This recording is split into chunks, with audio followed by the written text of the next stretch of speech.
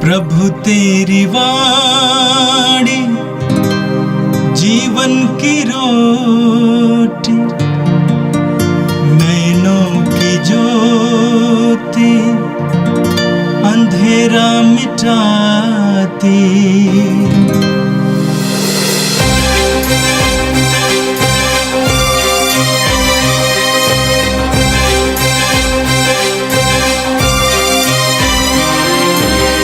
प्रभु तेरी वाणी जीवन की रोटी, नैनों की ज्योति अंधेरा मिटाती। प्रभु तेरी वाणी जीवन की रोटी, नैनों की ज्योति अंधेरा मिटाती। वाणी वाणी वाणी वाणी वाणी पवित्र है, शाश्वत है, जीवन का मन्ना है। 29 जून बुधवार। पहला पाठ प्रेरित चरित अध्याय 12 वचन संख्या 1 से 11 तक। आप मुझे निश्चय हो गया है कि प्रभु ने मुझे हेरोद के पंजे से छुड़ाया है। राजा हेरोद कलीसिया के कुछ सदस्य पर अत्याचार करने लगा। उसने यूहन्ना के भाई याकूब को तलवार के घाट उतार दिया, और अब उसने देखा कि यह यहूदियों को अच्छा लगा, तो उसने पेतरुस को भी गिरफ्तार कर लिया। उन दिनों बेखमीर रोटियों का पर्व था। उसने पेतरुस को पकड़वाकर बंदीगृह में डलवाया और उसे 4-4 सैनिकों के 4 दलों के पहरे में दे दिया। वह पस्का पर्व के बाद उसे लोगों के सामने पेश करना चाहता था। जब पेतरुस पर इस प्रकार बंदीगृह में पहरा बैठा हुआ था, तो कलीसिया उसके लिए आग्रह के साथ ईश्वर से प्रार्थना करती थी। जिस दिन हेरोद उसे पेश करने वाला था, उसके पहले की रात को पेतरुस 2 हथकड़ियों से बंधा हुआ 2 सैनिकों के बीच सो रहा था और द्वार के सामने संतरी पहरा दे रहे थे। प्रभु का दूत अचानक आ खड़ा हुआ और कोठरी में ज्योति चमक उठी। उसने पेतरुस की बगल थपथपा कर उससे जगाया और कहा, जल्दी उठिए। इस पर पेतरुस की हथकड़ी गिर पड़ी। तब दूत ने उनसे कहा, कमर बांधिए और चप्पल पहन लीजिए। उसने ऐसा ही किया। दूत ने फिर कहा, चादर ओढ़कर मेरे पीछे चले आइए। पेतरुस उसके पीछे पीछे बाहर निकल गया। उससे पता नहीं था कि जो कुछ दूत द्वारा हो रहा है वह सच ही है। वह समझ रहा था कि मैं स्वप्न देख रहा हूँ। वे पहला पहरा और फिर दूसरा पहरा पाकर उस लोहे के फाटक तक पहुँचे जो शहर की ओर ले जाती थी। वह उसके लिए अपने आप खुल गया। वह बाहर निकले और गली के छोर तक आए कि दूत अचानक उसे छोड़कर चला गया। तब पेतरुस होश में आकर बोल उठा, अब मुझे निश्चय हो गया है कि प्रभु ने अपने दूतों को भेजकर मुझे हेरोद के पंजे से छुड़ाया और यहूदियों की सारी आशाओं पर पानी फेर दिया। यह प्रभु की वाणी है। संत मत्ती के अनुसार पवित्र सुसमाचार अध्याय 16 वाक्य 13 से 19 तक। ईसा ने कैसरिया फिलिपी प्रदेश पहुंचकर अपने शिष्यों से पूछा, मानव पुत्र कौन है? इस विषय में लोग क्या कहते हैं? उन्होंने उत्तर दिया, कुछ लोग कहते हैं यूहन्ना बपतिस्ता, कुछ लोग कहते हैं एलियस, और कुछ लोग कहते हैं यिर्मयाह अथवा नबियों में से कोई। इस पर ईसा ने कहा, और तुम क्या कहते हो कि मैं कौन हूँ? सिमोन पेतरुस ने उत्तर दिया, आप मसीह हैं, आप जीवंत ईश्वर के पुत्र हैं। इस पर ईसा ने उससे कहा, सीमोन योनस के पुत्र, तुम धन्य हो, क्योंकि किसी निरे मनुष्य ने नहीं बल्कि मेरे स्वर्गीय पिता ने तुम पर यह प्रकट किया है। मैं तुमसे कहता हूँ कि तुम पेतरुस अर्थात चट्टान हो, और इस चट्टान पर मैं अपनी कलीसिया बनाऊंगा, और अधोलोक के फाटक इसके सामने टिक नहीं पाएंगे। मैं तुम्हें स्वर्ग राज की कुंजियां प्रदान करूंगा। तुम पृथ्वी पर जिसका निषेध करोगे, स्वर्ग में भी उसका निषेध रहेगा, और पृथ्वी पर जिसकी अनुमति दोगे, स्वर्ग में भी उसकी अनुमति रहेगी। यह प्रभु का दिव्य सुसमाचार है। ख्रिस्त प्रभु की जय। मेरे प्रिय भाई और बहनों, आज हम दो महान संतों का पर्व मनाते हैं, और वे संत हैं संत पेतरुस और पौलुस। इन्हें कलीसिया के खंबे माना जाता है। पेतरुस और पौलुस कलीसिया के खंबे थे। पेतरुस का पुराना नाम था सीमोन, और सीमोन बेतसैदा के रहने वाले थे, लेकिन बाद में जाकर वह कफरनाउम में रहने लगे। सीमोन पेशे से मछुए थे। सुसमाचार में हमें पढ़ने को मिलता है कि कैसे प्रभु यीशु ने सीमोन को बुलाया। सीमोन और अपना भाई अंद्रयास जाल बिछाए हुए थे मछली पकड़ने के लिए समुद्र में। प्रभु यीशु ने उनसे कहा, मेरे पीछे चले आओ, मेरा अनुसरण करो, और उन्होंने जाल को समुद्र में छोड़ दिया और यीशु का अनुसरण किया। पेतरुस प्रभु यीशु के 12 प्रेरितों में से एक थे। इतना ही नहीं, प्रभु यीशु के करीब 3 शिष्य बराबर रहा करते थे, उनमें से पेतरुस एक थे। आज के सुसमाचार में आपने सुना कि प्रभु यीशु कैसरिया फिलिप्पी पहुंचते हैं, और उन्होंने शिष्यों से सवाल किया कि मानव पुत्र कौन है, इस विषय में लोग क्या कहते हैं। और उन्होंने उत्तर दिया, कुछ लोग कहते हैं यूहन्ना बपतिस्ता, कुछ कहते हैं एलियस, और कुछ कहते हैं यिर्मयाह अथवा नबियों में से कोई। इस पर ईसा ने कहा, और तुम क्या कहते हो कि मैं कौन हूँ? सीमोन पेतरुस ने उत्तर दिया, आप मसीह हैं, आप जीवंत ईश्वर के पुत्र हैं। इस पर ईसा ने उससे कहा, सीमोन योनस के पुत्र, तुम धन्य हो, क्योंकि किसी निरे मनुष्य ने नहीं बल्कि मेरे स्वर्गीय पिता ने तुम पर यह प्रकट किया है। प्रभु यीशु ने शिष्यों से पूछा कि मेरे बारे में लोग क्या कहते हैं। शिष्य बहुत उतावले थे, उत्साहित थे, और उन्होंने जवाब दिया। लेकिन जब प्रभु ने एक व्यक्तिगत सवाल किया कि तुम्हारे लिए मैं कौन हूं, तुम क्या कहते हो कि मैं कौन हूं, सुसमाचार में बताता है कि पेतरुस ने कहा कि आप जीवित ईश्वर के पुत्र हैं, आप मसीह हैं। मेरा विश्वास है कि सभी शिष्य मौन थे, लेकिन पेतरुस बोल उठते हैं। पेतरुस के अंदर एक सरलता थी, एक सहजता थी। पवित्र आत्मा की क्रियाशीलता के लिए ये सहजता और सरलता अनिवार्य है। हम यूहन्ना के सुसमाचार के अध्याय 21 में पढ़ेंगे, पेतरुस और अन्य शिष्य प्रभु यीशु की मृत्यु के बाद मछली पकड़ने जाते हैं। रात भर परिश्रम किए, लेकिन एक भी मछली पकड़ नहीं पाए।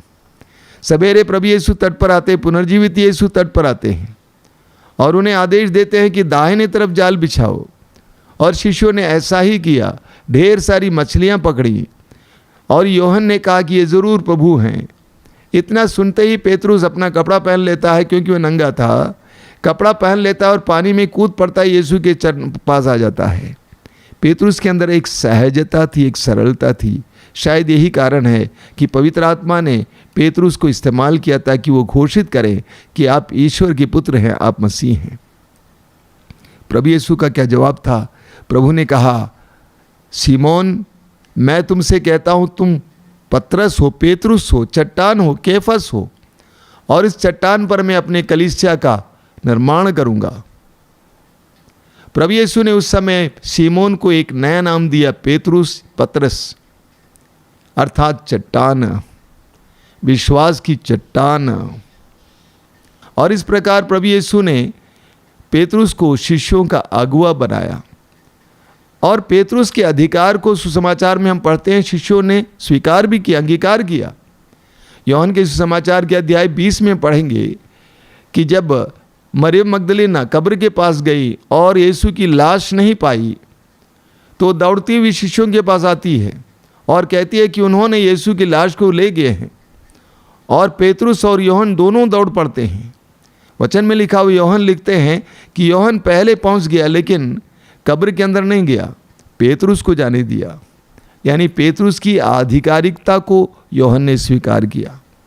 इसी प्रकार प्रेरित चरित्र के अध्याय 1 में आप पढ़ेंगे, पेतरुस खड़ा हो जाता है शिष्यों के सामने और कहता है कि प्रभु यीशु ने 12 प्रेरित नियुक्त किए थे। उनमें से एक यूदा इस्करियोती ने यीशु को पकड़वाया और वो आत्महत्या कर चुका है। हमें उसका स्थान लेने के लिए कुछ चुनना है। पेतरुस उस सभा की अध्यक्षता करता है। पेतरुस को अधिकार दिया गया और समुदाय ने, कलीसिया ने उस अधिकार को अंगीकार किया। उसी तरह प्रेरित चरित्र के अध्याय 2 में हम पढ़ेंगे, जब पेंतकोस्त के दिन शिष्य पवित्र आत्मा से भर गए और वे प्रभु की स्तुति और आराधना करने लगे, सुनने वालों ने सोचा कि इन्होंने मदिरा पी रखी है। तो पेतरुस खड़ा हो जाता है सबके सामने यरूशलेम मंदिर में और सबकी ओर से सुसमाचार की घोषणा करते हैं। पेतरुस को अधिकार दिया गया और कलीसिया ने उस अधिकार को स्वीकार किया, अंगीकार किया। दूसरी तरफ हम पढ़ते हैं पौलुस के बारे में। पौलुस एक कट्टर यहूदी थे, एक फरीसी थे। प्रसिद्ध धर्मगुरु गमालियल के अधीन रहकर धर्म शिक्षा को प्राप्त किया था। उन्होंने यहूदी धर्म के ग्रंथ का अध्ययन किया था। पौलुस ने प्रभु यीशु के शिष्यों को यहूदी धर्म के विरोधी और विद्रोही समझ लिया था और इसीलिए उन्होंने उन पर आक्रमण किया, उन पर अत्याचार किया। प्रेरित चरित्र के अध्याय 9 में आप पढ़ेंगे कि किस तरह पौलुस ने मसीहों पर अत्याचार किया था। अध्याय 22 में, प्रेरित चरित्र अध्याय 22 में पौलुस स्वयं घोषित करते हैं कि मैंने किस तरह मसीहियों को, प्रभु यीशु के शिष्यों को घसीट घसीट कर बंदीगृह में डलवा दिया था और वो दमिश्क की ओर जा रहा था यही कार्य करने के लिए। मार्ग में प्रभु यीशु प्रकट हो जाते हैं, वहाँ पर पौलुस बदल जाते हैं। वही पौलुस जो सुसमाचार का विरोधी था, शिष्यों को के ऊपर अत्याचार करता था, वही पौलुस अब सुसमाचार का उद्घोषक बन जाता है। पौलुस ने चारों ओर घूम घूम कर सुसमाचार की घोषणा की। पेतरुस ने यहूदियों के बीच सुसमाचार की घोषणा की, तो पौलुस ने गैर यहूदियों के बीच में सुसमाचार की घोषणा की। प्रेरित चरित्र पढ़िए कि पौलुस सुसमाचार की घोषणा के लिए कितना प्रयास करता है, कितनी मेहनत करता है, कितने जोखिमों का सामना करता है, कितनी बार जेल में डाला जाता है, कितनी बार कोड़े खाता है, कितनी रातें बिना सोए बिताता है, समुद्र में बिताता है। प्रेरित चरित्र बहुत सुंदर उदाहरण है पौलुस के अंदर जो सुसमाचार की घोषणा के लिए उत्साह था उसके लिए। और वही पौलुस बहुत सुंदर सुंदर पत्र लिखते हैं। पौलुस के पत्रों को पढ़िए, कितना गहरा अध्ययन किया उसने प्रभु यीशु की शिक्षाओं पर। एक विश्वासी के लिए आवश्यक हर एक बात पर, विश्वास के बारे में, पारिवारिक जीवन के बारे में, धर्म ग्रंथ के बारे में, सुसमाचार के प्रसार की आवश्यकता के बारे में, धर्माध्यक्षों के बारे में, अगुओं के बारे में, एक एक विषय पर, आवश्यक विषय पर पौलुस लिखते हैं। पौलुस बदल गए। पौलुस यीशु के लिए जिए, सुसमाचार के लिए जिए। देखिए उनके पत्रों को पढ़िए। रोमी अध्याय 8 वाक्य 35 में वो कहते हैं, कौन हमें मसीह के प्रेम से अलग कर सकता है। गलातियों के पत्र के अध्याय 6 वाक्य 14 में वो कहते हैं कि मैं तो संसार के लिए मर गया और संसार मेरे लिए मर गया है। गलातियों के पत्र के अध्याय 2 वाक्य 20 में कहते हैं, अब से मैं नहीं बल्कि मसीह मुझ में जीता है। तो हम देखते हैं कि एक तरफ पेतरुस विश्वास में दृढ़, विश्वास की चट्टान, और दूसरी तरफ पौलुस जो उस विश्वास की उद्घोषणा में लगे हुए हैं। पेतरुस विश्वास की चट्टान थे, विश्वास के दृढ़ चट्टान थे, तो दूसरी तरफ पौलुस सुसमाचार के उद्घोषक थे। सुसमाचार की उद्घोषणा के लिए, सुसमाचार के प्रचार के लिए जो उत्साह की आग उनमें थी, उस आग को हम देख सकते हैं। देखिए, हम विश्वासियों के लिए दोनों संत महान उदाहरण हैं। पेतरुस विश्वास के लिए उदाहरण है, तो पौलुस सुसमाचार प्रचार के लिए उदाहरण है। हम विश्वासियों को सिर्फ विश्वासी बने रहना नहीं चाहिए, सिर्फ विश्वास का पालन करना, विश्वास के कार्यों को करना, एक विश्वासी के रूप में जीना, बल्कि हमारे अंदर जिस तरह पौलुस के अंदर सुसमाचार की घोषणा का उत्साह था, आग थी, उसी तरह हमारे अंदर भी सुसमाचार की घोषणा की आग होनी चाहिए। एक तरफ हम देखते हैं कि पेतरुस जो अधिकार रखते थे, पेतरुस के अंदर कलीसिया में अधिकार था। दूसरी तरफ हम देखते हैं पौलुस में पवित्र आत्मा का सामर्थ्य था। अधिकार और सामर्थ्य दोनों आवश्यक है। सामर्थ्य का इस्तेमाल करने के लिए अधिकार की ज़रूरत है। कलीसिया में भी अधिकार की भी ज़रूरत है, साथ ही साथ सामर्थ्य की भी ज़रूरत है। पवित्र आत्मा की क्रियाशीलता, पवित्र आत्मा के सामर्थ्यपूर्ण कार्यों की भी ज़रूरत है। सुसमाचार की घोषणा के कार्य में केवल अधिकार और ज्ञान काफ़ी नहीं है। ज्ञान और अधिकार के साथ साथ पवित्र आत्मा की कृपाओं, पवित्र आत्मा के क्रियाशीलता की आवश्यकता है, पवित्र आत्मा के वरदानों की भी आवश्यकता है। पेतरुस और पौलुस आज कलीसिया के लिए सुंदर नमूने के रूप में रखे जा रहे हैं। आज हम उनका पर्व मनाते हैं। आज कलीसिया हमारे सामने पेतरुस और पौलुस का नमूना रखते हैं। हम प्रभु से प्रार्थना करें कि प्रभु पेतरुस की तरह मेरे विश्वास को बढ़ाइए और दृढ़ बनाइए, चट्टान जैसे बनाइए। हम प्रभु से प्रार्थना करें कि प्रभु पौलुस की तरह सुसमाचार की घोषणा के उत्साह से, आग से मेरे हृदय को भरिए। हम प्रभु से प्रार्थना करेंगे कि प्रभु जिस तरह पेतरुस अधिकार रखते थे, उसी तरह प्रभु के ज्ञान का अधिकार हम रखें। साथ ही साथ पौलुस की तरह पवित्र आत्मा के सामर्थ्य, पवित्र आत्मा की चमक को रखें। कलीसिया ने जानबूझकर इन दोनों संतों को एक साथ हमारे सामने रखा है। अक्सर हम हर रोज एक एक संत का पर्व मनाते हैं और विशेष करके दो महान संतों को एक साथ रखते हुए कलीसिया हमारे सामने कुछ महत्वपूर्ण बातें रखना चाहती हैं, जो अभी मैंने आपको बताया। हम प्रार्थना करेंगे इन महान संतों के पर्व पर, संत पेतरुस और पौलुस की विशेष मध्यस्थता द्वारा हम प्रार्थना करेंगे कि प्रभु जिस तरह पेतरुस और पौलुस को तूने अपने विश्वास और विश्वास की घोषणा के लिए उत्साह से भर दिया, हमें भी भर दीजिए। हमें भी पेतरुस की तरह सहज बनाइए, हमें भी पौलुस की तरह उत्साही बनाइए, हमें भी पेतरुस की तरह खुले मन के बनाइए, हमें भी पौलुस की तरह खुले दिल के बनाइए। दोनों कलीसिया के लिए उदाहरण हैं, आदर्श हैं, नमूने हैं। आज हम प्रार्थना करेंगे। आइए हम प्रार्थना करें। अपनी आंखें बंद कीजिए। प्रभु यीशु, धन्यवाद देते हैं आज के सुंदर दिन के लिए। संत पेतरुस और पौलुस के महान उदाहरण के लिए धन्यवाद देते हैं। धन्यवाद देते हैं उनके व्यक्तित्व के लिए। पेतरुस एक साधारण सा मछुआ था, लेकिन तूने उनको एक बहुत महान उद्घोषक, एक महान सामर्थ्यपूर्ण और महान अगुआ बनाया। तूने उनके कंधे पर अधिकार रखा। पौलुस कलीसिया का विरोधी था, सुसमाचार का विरोधी था, लेकिन तूने उनको एक महान सुसमाचार के प्रचारक बनाया। हमारे भी जीवन को बदल दीजिए, हमें भी तेरे राज्य के योग्य बनाइए, हमें भी सुसमाचार की उद्घोषणा और प्रचार के उत्साह से भरिए, हमें भी विश्वास की दृढ़ता प्रदान कीजिए। हे प्रभु यीशु, इन वचनों को सुनने वाले मेरे भाई बहनों को आशीर्वाद दीजिए। आज का संपूर्ण दिन उनके लिए कृपा का दिन हो, आशीष का दिन हो। संत पेतरुस और पौलुस की विशेष मध्यस्थता द्वारा उनके जीवन में बड़े बड़े चिन्ह और चमत्कार प्रकट हो जाएं। रोगों से मुक्ति मिले, अलग अलग प्रकार के बंधनों से आज़ादी मिले। हमारी इस प्रार्थना को ग्रहण कर। आमीन। प्रभु तेरी वाणी जीवन की रोटी, नैनों की ज्योति अंधेरा मिटाती। वाणी वाणी वाणी वाणी वाणी पवित्र है, शाश्वत है, जीवन का मन्ना है।